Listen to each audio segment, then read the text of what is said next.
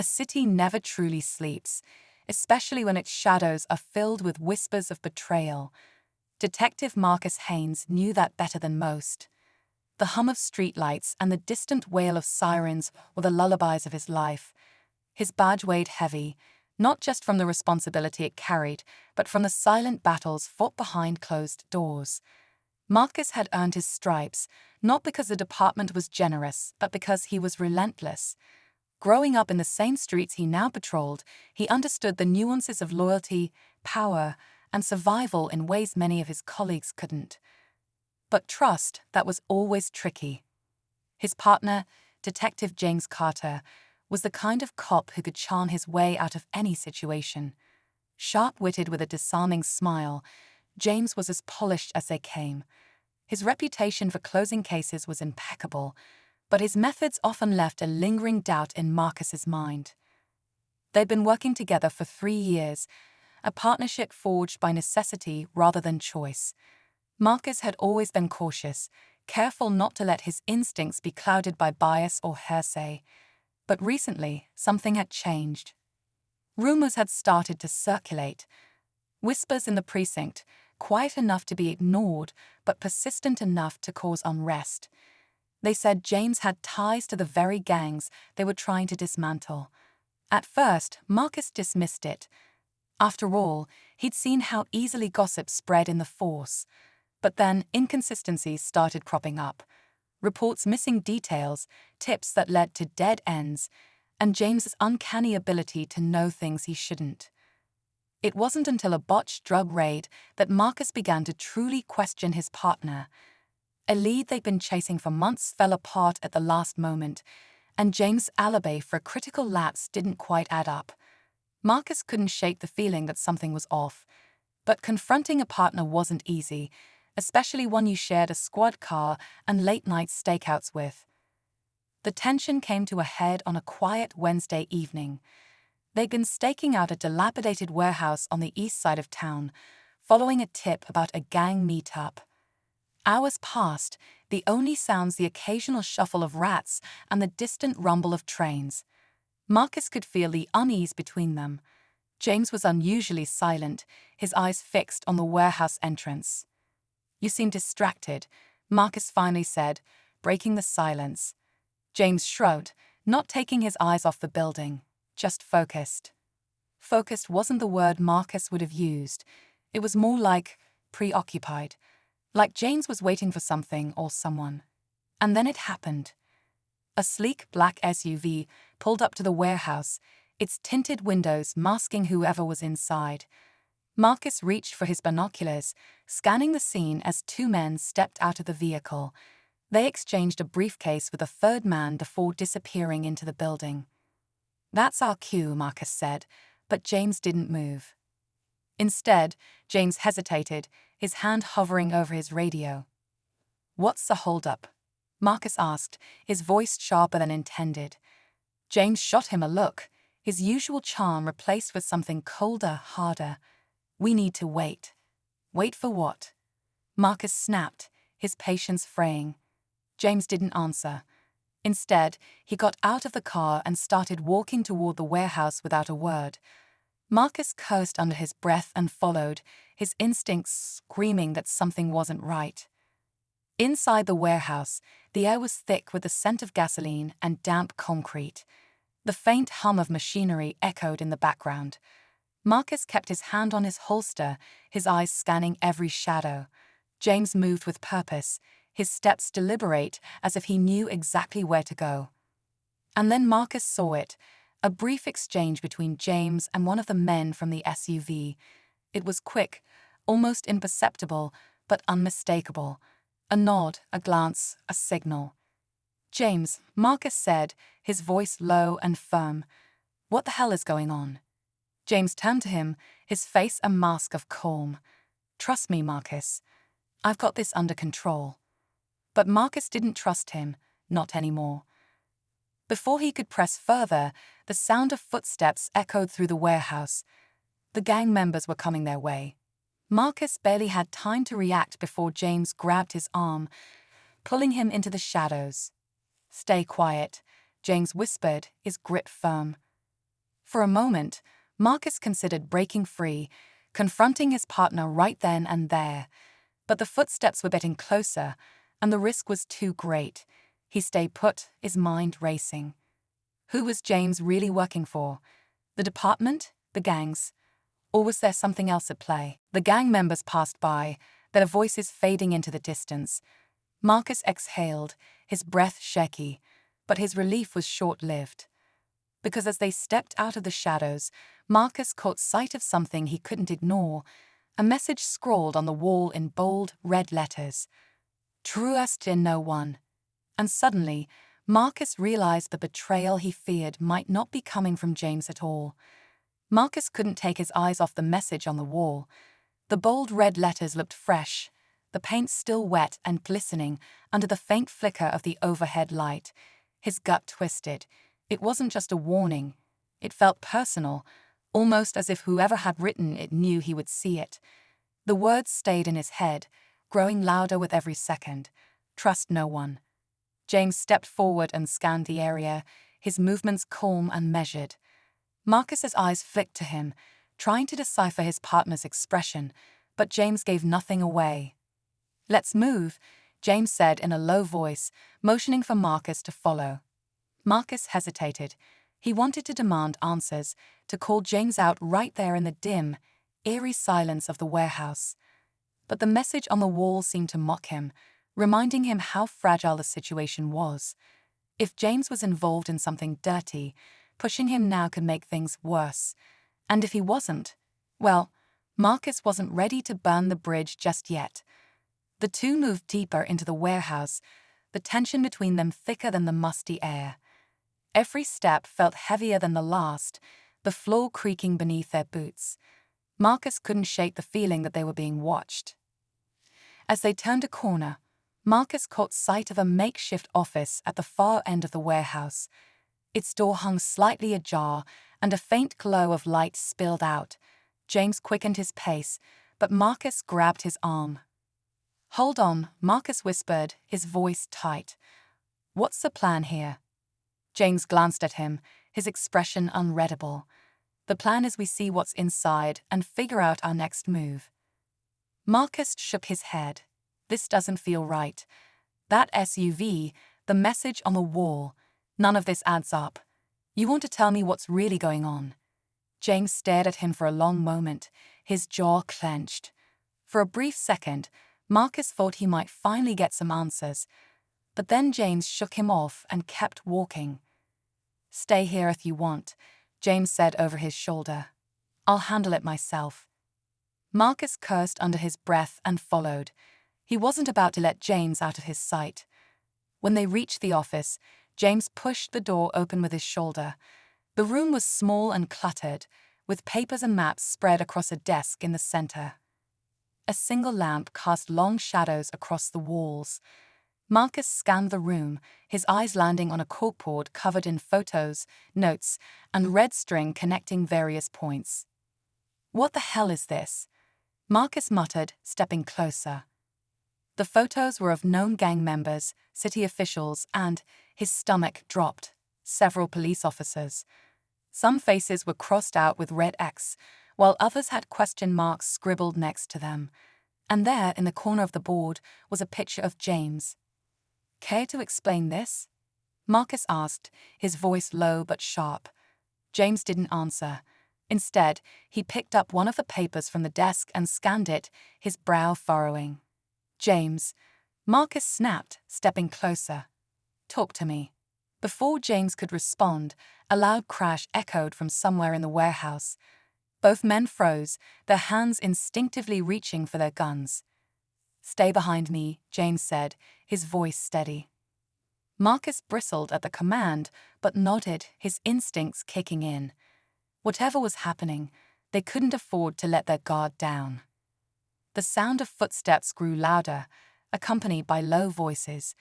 Marcus's grip tightened on his weapon as he positioned himself by the door, ready for whatever, or whoever, was coming. A group of 3 men appeared, their faces obscured by shadows. They stopped a few feet away, their postures tense. The man in the center stepped forward, his voice calm but firm. "You shouldn't be here." Marcus exchanged a quick glance with James, who didn't seem surprised by the encounter. That only fueled Marcus's suspicions. "And who are you to decide that?" Marcus asked, his tone defiant. The man smirked. "You're asking the wrong questions, detective." James stepped forward, lowering his gun but keeping it ready. "We're just here to gather intel. No need for this to get messy." The man's eyes narrowed. "You've been sticking your nose where it doesn't belong, Carter. That's going to be a problem." Marcus's head snapped toward James. "Carter? You know these guys?" James ignored him, his focus locked on the man in front of him. "We both want the same thing. Let's not make this harder than it needs to be." But the man wasn't buying it. He raised his hand, signaling to the others. They stepped forward, their weapons now visible. Marcus's mind raced. He didn't know who these people were or what James's connection to them was, but one thing was clear: this was about to go south fast. "What the hell are you doing, James?" Marcus hissed. James didn't answer. Instead, he reached into his pocket and pulled out a small flash drive, holding it up for the men to see. "Call them off," James said. "You get what you want, and we walk out of here." The man tilted his head, considering the offer. "And how do I know you're not bluffing?" James smirked. "You don't. But if you don't take the deal, you'll never find out what's on here." Marcus was stunned. He had no idea what was on the flash drive or why James had it, but the way James handled the situation made one thing clear: this wasn't his first time dealing with these people. The man finally nodded, signaling his men to stand down. "You've got some nerve, Carter. Let's hope it doesn't get you killed." With that, the group retreated, disappearing into the shadows. Marcus waited until they were out of earshot before rounding on James. "What the hell was that? Who were those guys? And what's on that flash drive?" James slipped the drive back into his pocket, his expression unreadable. "Not here. We need to move." Marcus grabbed his arm, forcing him to stop. "No more games, James. I want answers, and I want them now." James looked at him, his eyes filled with a mix of frustration and something Marcus couldn't quite place. Guilt, maybe. "I'll explain everything, but not here. Trust me on this." Marcus let out a bitter laugh. "Trust you? After everything I've seen tonight?" James didn't flinch. "You want the truth? Fine. But if we don't get out of here now, none of it's going to matter." Marcus hesitated. Every instinct told him not to trust James, but the weight of the moment was undeniable. Whatever was going on, it was bigger than either of them. "Fine," Marcus said, his voice tight. "But you owe me the whole story, no more lies." James nodded, and the two of them made their way back toward the exit. The tension between them was palpable, the air thick with unspoken words. As they stepped out into the cool night air, Marcus couldn't shake the feeling that this was only the beginning. The shadows seemed darker, the city quieter, as if it too was holding its breath. And somewhere in the distance, a black SUV idled, its headlights piercing the darkness. The cold air stung Marcus's face as they walked briskly toward the car, their silence weighted by everything left unsaid. The city felt eerily still, like it was holding its breath. Marcus's thoughts were racing, piecing together fragments of the night. James's strange behavior, the message on the wall, the men in the warehouse, and that damn flash drive. None of it made sense yet, but one thing was clear: James was hiding something big. When they reached the car, James unlocked it and slid into the driver's seat without a word. Marcus hesitated before climbing in, keeping one hand near his holster just in case. As they pulled onto the dimly lit street, Marcus couldn't stay quiet any longer. "Start talking," he said, his voice sharp. "Who were those guys? What's on the flash drive? And why does it feel like I'm the only one here who doesn't know what's going on?" James' knuckles tightened on the steering wheel. For a moment, Marcus thought he might ignore the questions again, but then James let out a heavy sigh. "They're not just gang members," James said, his tone low. "They're part of something bigger. A network. Drugs, weapons, human trafficking. They control most of it in this city. And they've got people in high places keeping them safe. Marcus frowned. And what does that have to do with you? Why were they acting like they knew you? James glanced at him briefly before returning his focus to the road. Because they do know me, or at least they think they do. Marcus's stomach turned. What the hell does that mean? James hesitated, his jaw working as if he was chewing over his words. I've been undercover, he finally said, for over a year. Marcus stared at him, his mind struggling to process the revelation. Undercover. You've been working for internal affairs. James shook his head. Not exactly. This isn't a sanctioned operation. Aya doesn't even know about it. Marcus felt his anger flare. You went rogue. Are you kidding me, James? Do you have any idea how dangerous that is? How reckless? James's voice was calm but firm. I didn't have a choice, Marcus. I've been chasing this network for years, watching cases fall apart because someone on the inside kept tipping them off. I knew if I went through official channels, they'd shut me down before I could even get close. Marcus clenched his fists. So you decided to do it alone, without telling your partner. I wasn't alone, James said quietly. The words hung in the air like a slap. Marcus turned to face him, his eyes narrowing. What's that supposed to mean? James didn't answer right away. Instead, he'd pulled the car into a deserted parking lot and killed the engine. The silence was deafening. I had someone on the inside, James said finally. Someone I trusted. They were feeding me information, helping me get close to the network. But a few weeks ago, they went dark. I don't know if they got cold feet or if. He trailed off, his expression grim. Or if what? Marcus pressed. Or if they were compromised, James finished, his voice barely above a whisper. Marcus let out a long breath, trying to make sense of everything. And the flash drive, what's on it? James reached into his pocket and pulled it out, holding it up between his fingers. Evidence. Names, transactions, locations. Enough to blow this whole operation wide open. Marcus's eyes narrowed. Then why not take it straight to the department? Why play these games?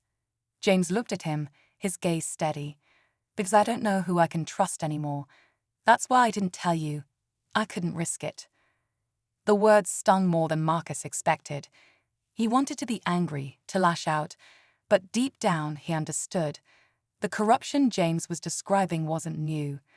They'd both seen how power and greed could rot the system from the inside.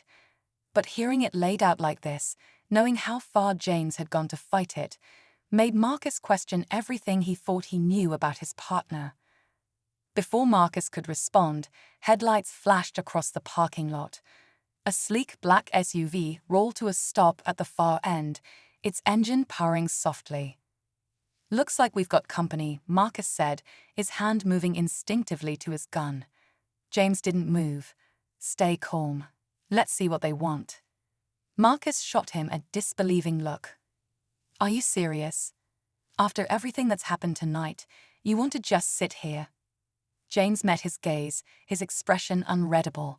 We don't have a choice. The SUV's doors opened, and two men stepped out. One of them was the man from the warehouse, his presence commanding even from a distance. The other was someone Marcus didn't recognize, a tall, wiry figure with sharp features and a calculating gaze. The two detectives got out of the car, their movements slow and deliberate. Marcus's heart was pounding, but he kept his face neutral, his hand hovering near his holster. The wiry man spoke first, his voice smooth and controlled. Detective Carter, I see you've been busy tonight. James didn't flinch. You've been following us. The man smiled, though it didn't reach his eyes. We had to make sure you weren't planning to do anything rash. Marcus stepped forward, his frustration boiling over. Who the hell are you, and what do you want? The man's gaze shifted to Marcus, his smile widening slightly. Ah, Detective Haynes, the loyal partner, always asking the right questions. Marcus felt a chill run down his spine. How did this man know his name? "We're here for the drive," the man continued, his tone casual. "Hand it over, and we'll forget tonight ever happened." Marcus glanced at James, waiting for him to respond, but James didn't move. "You know, I can't do that," James said finally. The man's smile faded. "You're making this harder than it needs to be." James's jaw tightened. "I've come too far to back down now." The man sighed, as if disappointed. "I was afraid you'd say that." He nodded to the other man, who reached into his jacket and pulled out a gun. Marcus's instincts kicked in, and he drew his weapon, aiming it squarely at the man's chest. "Don't even think about it." For a moment, no one moved. The air was thick with tension, every muscle in Marcus's body coiled like a spring. And then from the shadows, a third figure emerged, a woman, her face partially obscured by the darkness. "Stop," she said, her voice firm but calm. The men froze, their eyes darting to her. James's face went pale. "Sarah," he whispered. Marcus's stomach dropped. Whoever this woman was, it was clear she wasn't a stranger to James. She stepped closer, her expression unreadable. "We need to talk. All of us." Marcus lowered his weapon slightly, his mind racing. The plot was thickening by the second, and he couldn't tell who was on whose side. But one thing was certain, this night was far from over. The air was electric, every second stretched thin by the weight of uncertainty. Marcus kept his grip tight on his weapon, his finger hovering just above the trigger. The woman, Sarah, as James had called her, moved slowly, her hands visible and her voice calm. "No one wants this to end in bloodshed," she said, her gaze flickering between Marcus and the armed man beside her. "We all have something to lose here." Marcus couldn't tell if she was there to help, or if this was just another layer of the trap James seemed tangled in. He glanced at his partner, whose face was tense and unreadable. "Who is she, James?" Marcus asked, his voice sharp but steady. James hesitated, and in that pause, Marcus saw it, a flicker of emotion, guilt, regret, maybe even fear. "She's my contact," James admitted finally, his voice tight. "The one who's been helping me on the inside." Marcus's eyes widened, his suspicion deepening. "Your contact? You mean the one who went dark?" Sarah stepped forward, her posture calm but deliberate, as if she were trying to manage the tension without setting off the powder keg they were all standing on. "I had to disappear," she said evenly. "The network got wind that there was a leak. If I'd stayed, they would have killed me, and anyone connected to me." The man from the SUV let out a dry chuckle, his tone laced with mockery. "Oh, come on, Sarah. Don't act like you didn't cut a deal to save your own skin." Marcus's head snapped toward her. "Is that true? Did you sell James out?" Sarah's expression didn't falter, but Marcus noticed the faintest hesitation before she answered. "No, I didn't betray him. Everything I've done has been to protect the operation and him." James finally stepped forward, putting himself between Marcus and Sarah. "She's telling the truth, Marcus. If it weren't for her, I wouldn't have gotten as far as I did." The man from the SUV rolled his eyes. "This is touching and all, but we're done talking. Hand over the drive." "Why do you want it so badly?" Marcus asked, his voice hard. "What's on it that's worth all this trouble?" The man smiled, but there was no warmth in it. "Let's just say it's not the kind of information that should be floating around. People get hurt when secrets like these come to light." Marcus didn't need to hear more to understand the stakes. This drive, whatever was on it, could unravel everything, not just for the network, but for everyone tied to it. Politicians, officers, maybe even people he thought he could trust.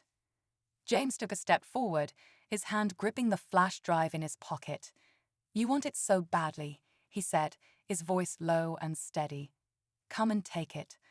The man's eyes narrowed, and for a moment, it seemed like he might take the bait. But then Sarah spoke again, her voice cutting through the tension. "Stop," she said firmly. "This isn't the way to do this." The man turned to her, his expression darkening. "Don't forget who you're talking to, Sarah. You're not untouchable." And neither are you, she shot back, her tone sharp. You think you can clean this up by taking out a couple of detectives. That's not how this ends. The information is already out there. Killing them won't change that. Marcus's pulse quickened. Was she bluffing, or was there a failsafe they didn't know about? He looked at James, who seemed just as surprised by her claim. You made copies? James asked, his voice barely above a whisper. Sarah's gaze softened slightly. I had to. You trusted me to protect you, and I wasn't going to let all of this rest on a single drive. The man from the SUV cursed under his breath, clearly losing patience. Enough of this. Give me the drive, or I'll start pulling triggers.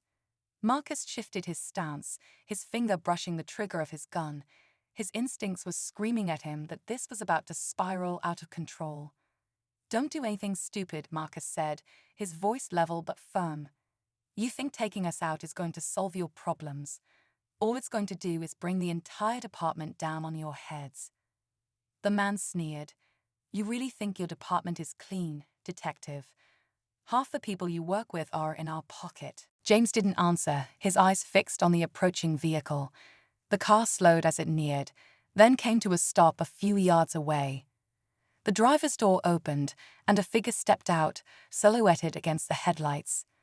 Marcus squinted, his grip tightening on his weapon. Who is that? The figure stepped closer, and as they entered the light, Marcus felt his breath catch in his throat. It was Captain Rodriguez, their commanding officer. Captain, Marcus said, his voice a mix of relief and confusion. Rodriguez raised his hands slightly, signaling he wasn't a threat. Easy, boys. I'm here to help. James tensed, his eyes narrowing. How did you find us? Rodriguez chuckled softly. You really think I don't keep tabs on my best detectives?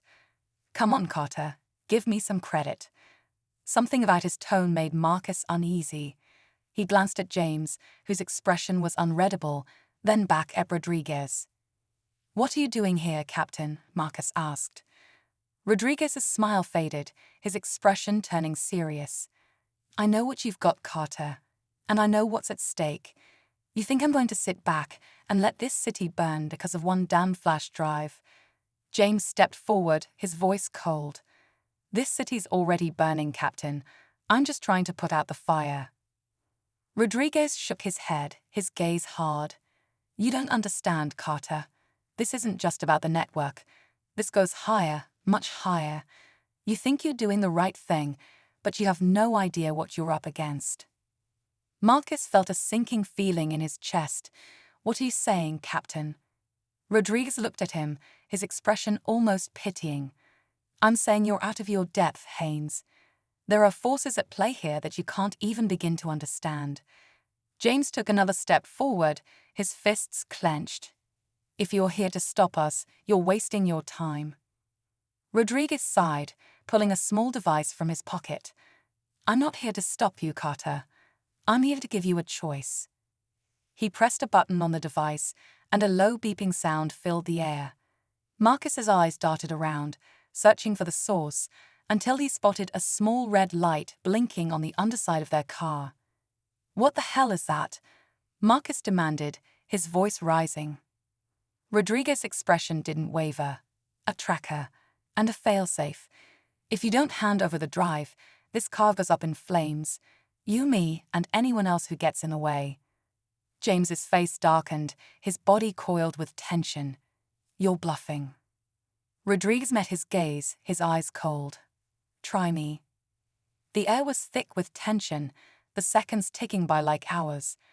Marcus felt his heart pounding in his chest, his mind racing. They were out of time, out of options, and surrounded by enemies on all sides. For the first time, he wondered if they'd made a mistake, if this fight was too big for them to win.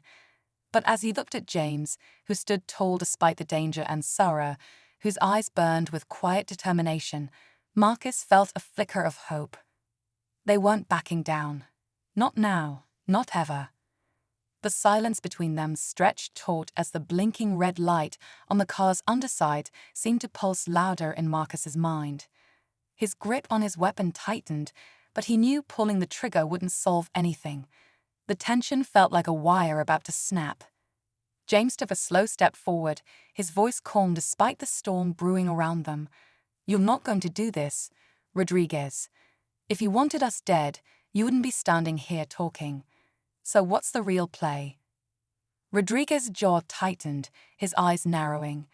"I'm giving you a chance, Carter. Hand over the drive and this ends. You get to walk away, alive. I'll make sure they leave you and your partner alone." "And Sarah?" James asked, his voice cutting through the air. Rodriguez hesitated, a flicker of something unreadable crossing his face. "She's burned. You know how this works." Sarah stepped forward, her voice steady despite the weight of his words. "You can't guarantee any of that, Rodriguez. If we give you the drive, you'll just kill us anyway. It's how they operate. Clean up all the loose ends." Rodriguez turned to her, his expression hardening. "I'm trying to save you from yourselves. You think exposing this will change anything? It won't. The people at the top, people you don't even know exist, they'll bury this, and they'll bury you with it. This fight isn't winnable." Marcus's heart sank. The weight of Rodriguez's words felt suffocating. Was he right? Were they fighting a losing battle? But then James spoke, his voice resolute. "Maybe we can't win," James said, his eyes locked on Rodriguez. "But if we do nothing, they've already won. At least this way, the truth has a chance." Rodriguez stared at him for a long moment, the tension between them like a live wire. Then he sighed, shaking his head. "I thought you'd say that." Before anyone could react, Rodriguez raised the small device in his hand, his thumb hovering over the button. Sarah lunged forward, grabbing his wrist and throwing him off balance. The device flew out of his hand, landing several feet away. "Get it," Sarah shouted, struggling to hold Rodriguez back. Marcus sprinted toward the device, his breath coming in short bursts. James moved to help Sarah, grabbing Rodriguez and pinning him against the car. Rodriguez fought back, his strength surprising, but James didn't let up. Marcus reached the device and picked it up, his hands trembling. The blinking red light on the car seemed to pulse faster, as if mocking him. He turned the device over, frantically searching for a way to disable it. "Hurry," James shouted, his voice strained. Marcus's mind raced. He wasn't a tech expert, but he had disarmed enough explosives in training to know what to look for. His fingers found a small compartment on the side of the device, and he pried it open, exposing a tangle of wires. "Which one do I cut?" Marcus muttered to himself, his heart pounding. "Blue," Sarah yelled, still grappling with Rodriguez. "It's always the blue wire." Marcus hesitated, his hand hovering over the wires. Was she right? Or was this just another cruel trick designed to make him second-guess himself? "Do it," James shouted. Taking a deep breath, Marcus reached for the blue wire and yanked it free. The blinking red light on the car stopped instantly, the silence that followed almost deafening. Marcus let out a shaky breath, relief flooding through him. He turned back to the others just as James landed a final blow, knocking Rodriguez to the ground. Sarah stepped back, breathing hard, while James stood over Rodriguez, his chest heaving. "It's over, Captain," James said, his voice steady. "You're done." But Rodriguez laughed, a hollow, bitter sound that sent a chill down Marcus's spine. "You think this is over," he said, blood dripping from the corner of his mouth. "You don't understand. I'm the least of your problems." James crouched down, grabbing Rodriguez by the collar. "Then tell me who we should be worried about." Rodriguez smirked, his eyes glinting with something Marcus couldn't quite place. "You already know. You've been playing their game this whole time." Before James could respond, the sound of distant sirens filled the air. Marcus turned toward the noise, his gut tightening. "They're coming," Sarah said, her voice grim. "We need to go, now." James released Rodriguez, standing and turning to Marcus. "We can't let them catch us. Not with the drive." Marcus nodded, his mind racing. They had no time, no plan, and nowhere to run. But as he looked at James and Sarah, he knew one thing for sure: they weren't giving up.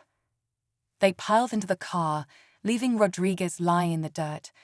The engine roared to life, and they sped off into the night, the sirens growing louder behind them. As they drove, Marcus glanced at James, a question burning in his mind. Do you think he was bluffing? About us playing their game? James didn't answer immediately, his eyes fixed on the road ahead. Finally, he spoke, his voice low. I don't know, but we're going to find out. Sarah leaned forward, her expression serious. And if he's right? If this is bigger than we thought? James's grip on the wheel tightened, his jaw set. Then we take it down. All of it. The car disappeared into the darkness, leaving behind the chaos they had narrowly escaped. But even as the night swallowed them, Marcus couldn't shake the feeling that they were driving straight into a storm far more dangerous than anything they'd faced so far. And in the shadows, unseen and unspoken, the game was still being played, by forces more powerful than they could imagine. The car raced down the empty highway, headlights piercing through the darkness. The adrenaline from their narrow escape still coursed through their veins, but the weight of what lay ahead pressed heavily on all three of them. The flash drive sat on the dashboard, an unassuming object holding the power to topple an empire. Marcus kept glancing at it, as if afraid it might vanish, while Sarah stared out the window, lost in thought. James drove with a single-minded focus, his hands gripping the wheel so tightly that his knuckles were white. The sirens had faded into the distance, but none of them dared to believe they were safe. The deeper truth was settling in now, the realization that this was far from over. Rodriguez's cryptic warning echoed in Marcus's mind. You've been playing their game this whole time. What did that even mean? And why did it feel like the truth they were chasing kept slipping further out of reach? Where are we going? Marcus finally asked, breaking the tense silence. To someone I trust, James replied, his eyes never leaving the road. If we're going to use what's on this drive, we can't do it alone. We need resources, backup, and a way to stay ahead of them. Trust, Sarah said with a bitter laugh. Trust got us here in the first place. James didn't respond, but the way his jaw tightened told Marcus that Sarah's words had struck a nerve. The car eventually pulled into the parking lot of a small, run-down motel on the outskirts of town. James killed the engine and turned to the others. We'll stay here for the night. We need to regroup and figure out our next move. Inside the room, the atmosphere was tense but quieter, the immediate danger temporarily held at bay. Marcus sat on the edge of the bed, turning the flash drive over in his hands. Do we even know what's on this thing? James shook his head. Not everything. Just enough to know it's the kind of evidence that could bring the whole network down. Sarah leaned against the wall, arms crossed, and enough to know that it makes us targets. They fell into a heavy silence, each lost in their own thoughts. Marcus stared at the drive, wondering if it was all worth it. The danger, the betrayal, the endless chase. What would it mean if they actually succeeded? Would the truth change anything, or would it just put more innocent lives at risk? Eventually, Sarah spoke, her voice softer now. What happens if we can't stop them? If Rodriguez was right, and this is too big for us? James looked at her, his expression resolute. Then we do what we can. We get the truth out there and let the chips fall where they may. We didn't come this far to back down now. The determination in his voice gave Marcus a glimmer of hope, but it didn't erase his doubts. That night, while the others slept, Marcus stayed awake, staring at the small USB drive on the nightstand. Something about it didn't sit right with him. The way Rodriguez had spoken, the almost smug certainty in his tone, it felt like a trap. What if they were being set up? What if everything they thought they were fighting for was just another layer of the deception? The next morning, James's contact arrived, a tech-savvy journalist named Elena, who had been following the network for years. She was sharp, cautious, and immediately suspicious of the flash drive. This thing could either be the smoking gun we've been waiting for, she said, plugging it into her laptop, or it could blow up in our faces. Let's see what we're dealing with. The three of them crowded around as Elena's screen filled with files, each one more damning than the last. Names, transactions, coded communications. It was all there, a detailed map of corruption that reached higher than any of them had imagined. "This is it," Elena said, her voice hushed. "This could take them down." But what?" Marcus asked, his stomach sinking. Elena hesitated, scrolling through the files. "There's something off here. Some of these names, they don't make sense. They're too random." James frowned. "What do you mean?" Elena clicked on one of the files, opening a document filled with names and dates. "This feels too clean, like it was designed to be found. Whoever put this together wanted it to be discovered." Marcus's blood ran cold. "You're saying it's a setup?" "Not entirely," Elena said, her brow furrowed. "The information is real, but it's been curated. Someone wants to control the narrative. If this gets out the way it is now, it'll take down a few mid-level players, maybe even some high-profile names. But the people really running the show, they'll come out unscathed. Worse, they'll use this to tighten their grip, to justify even more control." The room fell silent as the weight of her words sank in. Marcus felt a surge of anger. After everything they had been through, everything they had sacrificed, it still wasn't enough. "So what do we do?" Sarah asked, her voice shaking slightly. "If we can't trust what's on there, how do we stop them?" James looked at Elena. "Can you trace this? Find out who put it together." Elena nodded slowly. "It'll take time, but I can try. We'll need to be careful, though.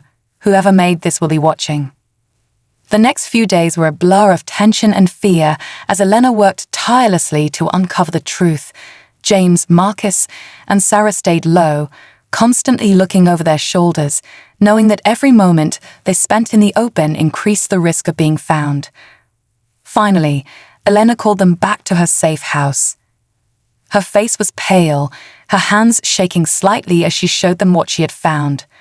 "It's worse than I thought," she said, pulling up a series of encrypted messages. "The network knew you were coming, James. They planted this drive for you to find. They've been using you as a pawn to take out their competition, and now they're setting you up to take the fall for everything." James stared at the screen, his face unreadable. Marcus felt his stomach drop. "So what do we do now?" he asked, his voice barely above a whisper. James took a deep breath, his gaze hardening. "We don't play their game. We make our own rules."